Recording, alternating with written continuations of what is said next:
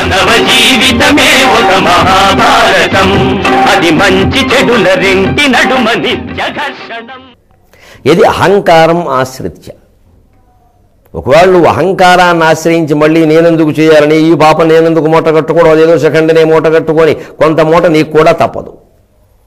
ఎందుకనండి ఈ కొంత మూట నీకు కూడా తప్పదు? ఎందుకనండి ఈ పెద్ద మనిషి యుక్త వయస్సులో ఉన్నప్పుడు 20 ఏళ్ల వయస్సులో ఇంకా లోపు ఉన్నప్పుడు ఖాండవ వన దహనానికి వెళ్ళి అగ్నిదేవుడు అక్కడేవో మందులు మాకుల కోసం కొన్ని చెట్లు నేనేదో భక్షిస్తాను, నువ్వు కాస్త కాపలా కాయవయ్యా, ఇంద్రుడు వాన కురిపిస్తున్నాడు, అందువల్ల నేను మండలేకపోతున్నాను, వాన కురవకుండా ఆపవయ్యా అంటే ఒక్క ప్రాణి కూడా తప్పించుకోకుండా చూస్తాను, అడిగిన దానికంటే ఎక్కువ వాగ్దానాలు చేసేసి పొరపాటున 2 పాములు పక్షులు కూడా తప్పించుకుంటుంటే వాటి బాణాలేసి కొట్టాడు. అది పాపం. ఈ పాపం నువ్వు మూట కట్టుకోక తప్పదు.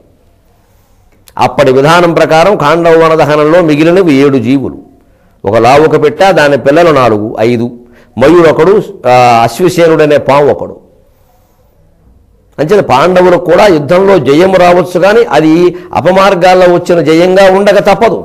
ధర్మ మార్గంలో జయించడం కుదిరే వ్యవహారం కాదు. ఎందుకంటే వారి జీవితాలు కూడా చిన్నప్పటి నుంచి ప్రతి విషయంలోనూ స్వచ్ఛంగా లేవు, అనవసరంగా తగాదాలు పెట్టుకుని చాలా ఉన్నాయి. అంటే వారికి ఆ రకమైనటువంటి ద్రౌపది ఓ సౌగంధిక పుష్పాన్ని పట్టుకుని పుష్పం బాగుంది అంటే ఈ పువ్వు ఏమిటి 100 తెస్తా అని వెళ్ళి అనవసరంగా జక్కులతో పోరాడి ఆ పుష్పాలు పట్టుకొచ్చాడు. వాళ్ళందరినీ చంపిన ఫలం ఎక్కడికి పోతుంది భీముడికి? ఒక పువ్వు కోసం ఇంత యుద్ధం చేయాలా? అంటే వీళ్ళ ఆవిడ కోరిక ఈయనకి ముఖ్యమైతే వాళ్ళకి ఎవరు భార్య పిల్లలు లేరా? ధర్మశాస్త్రాల్లో ఇటువంటి ధర్మ సూక్ష్మాలు ఉంటాయి, గ్రహించాలి. మనిషి పౌరుషంతో చేసేటువంటి పాపాలు ఉంటాయే. నేను క్షత్రియపుత్రుని, మా ఆవిడ దెమ్మంది కాబట్టి, మీ ఆవిడ దెమ్మంది కాబట్టి దండయాత్రలు చేస్తావా? నీకు నీ భార్య ముఖ్యం, వాళ్ళకి మరి వారి భార్యలు ముఖ్యమే, వారు నీ గురించి యుద్ధానికి రావాల్సి వచ్చింది. ఆ కారణంగా వారి భార్యల మంగళసూత్రాలు తెగ. ఈ పాపం భీముడికి రాదు. అవి ఆ పెట్టెలు పాములు అన్నీ చచ్చిపోయిన పాపం అర్జునుడికి రాదు. అందుకని నాయన చిన్నప్పుడే మన చేతులు మకిలములయ్యాయి. రకరకాల పనులన్నీ మనం మయుడు రాక్షస్యులపయ్యా, వారికి అభయం ఇయ్యొద్దు అంటే పరిగెట్టుకుని అభయం ఇచ్చాడు. కృష్ణుడు చెప్పినా వినకుండా. తర్వాత వాడు ఏదో మైసభ చేసి ఇచ్చాడు. ఆ మైసభే కొంపలం ఉంచింది. అప్పుడు మయుడిని కాపాడకుండా ఉండుంటే వాడు అసలు బతికేవాడు కాదు, మైసభ ఉండేది కాదు, భారత యుద్ధం ఉండేది కాదు, ద్రౌపది వస్త్రాభరణం ఉండేది కాదు. ఇవన్నీ అహంకారాలతో మీరు చేసేస్తారు. యద్యహంకారం ఆశ్రిత్య నా యోత్సయితి మన్యసి. ఇప్పుడు నేను యుద్ధం చేయనంటావు. మిథ్యేష వ్యవసాయస్తే. ఇక్కడ ఏదో వ్యవసాయం మిథ్య అనుకోకండి. వ్యవసాయం అంటే ఇక్కడ కృషి అని అర్థం, పని అని అర్థం. అది నీ ప్రతిన, నీ పట్టుదల, నీ పని కూడా మిథ్య, జరిగే పని కాదు, అది భ్రమ.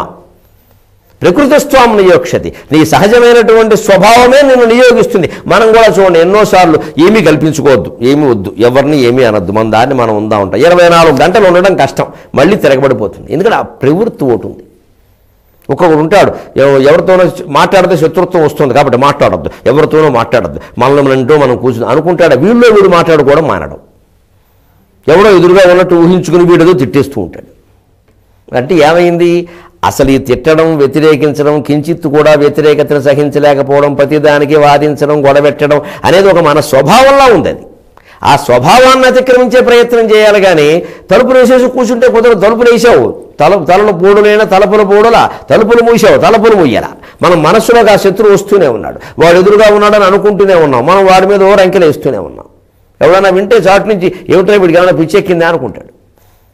ఇలాంటి ప్రవృత్తులు మనలో చాలామందికి ఉన్నాయి, గమనించండి. ఒంటరిగా ఉండి కూడా ఎవరో ఉన్నారని ఊహించుకుని ఏదో మాట్లాడటం. అసలు ఆ ప్రవృత్తికి వెయ్యాలి మందు.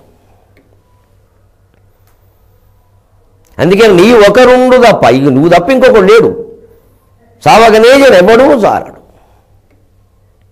ఈ తలపు ఎన్ని భంగులను దైవము చూపు ఓనే తుది దాకనే. మనస్సు ఎప్పుడు విధి నిర్ణయాన్ని దాటి చూడలేదు. యతో వాచోని వర్తంతే అప్రాప్య మనసా సహా.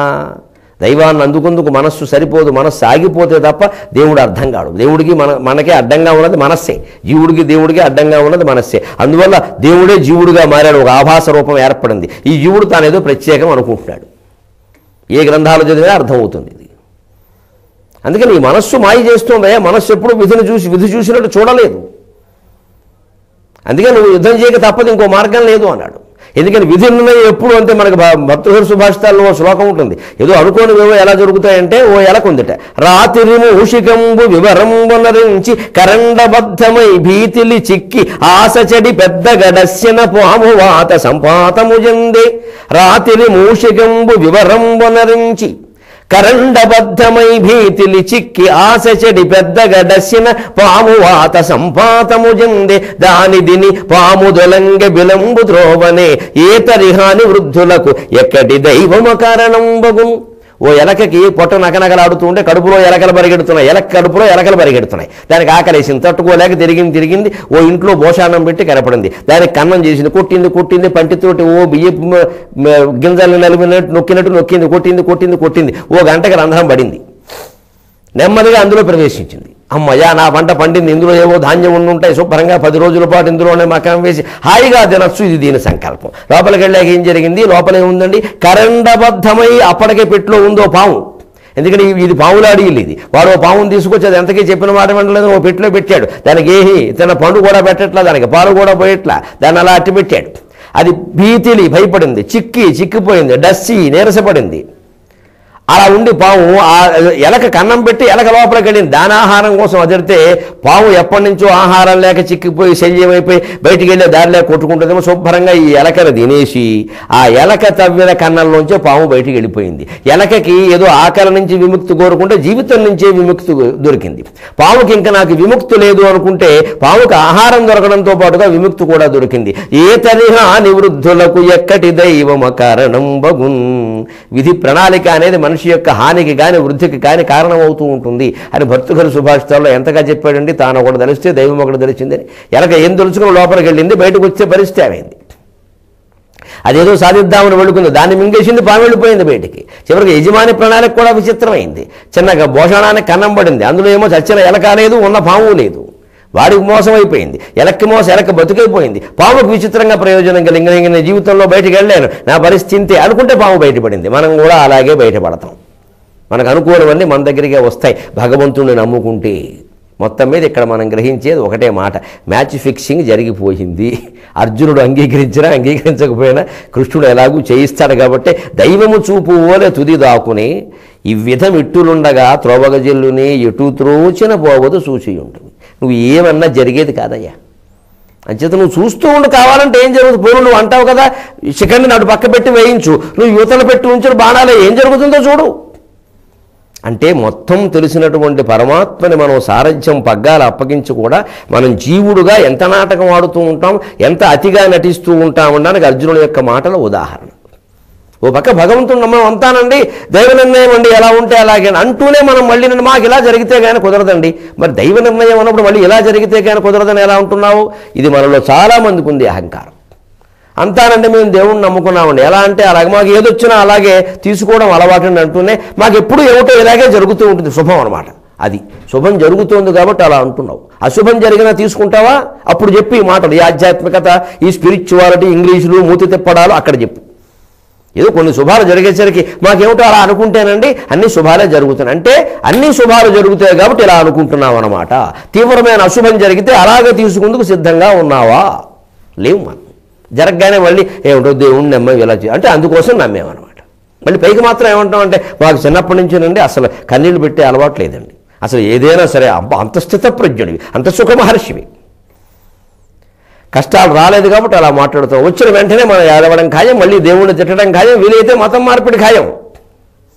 ఈ బలహీనతల నుంచి తప్పుకోవడమే భగవద్గీత, అదే భారతం, అదే తెలుగు భాష. నమస్కారం. వైష్ణవి క్యాటరర్స్, మీ అభిప్రాయాలను సూచనలను మాకు తెలియజేయాల్సిన చిరునామా భక్తి TV, care of Rachana television private limited, road number 92, Jubilee hills, Hyderabad 5,96,000. మా ఇమెయిల్ ఐడి bhaktihyd@gmail.com, మా వెబ్సైట్ www.bhaktitv.org, ఫోన్ నెంబర్ 9010222333.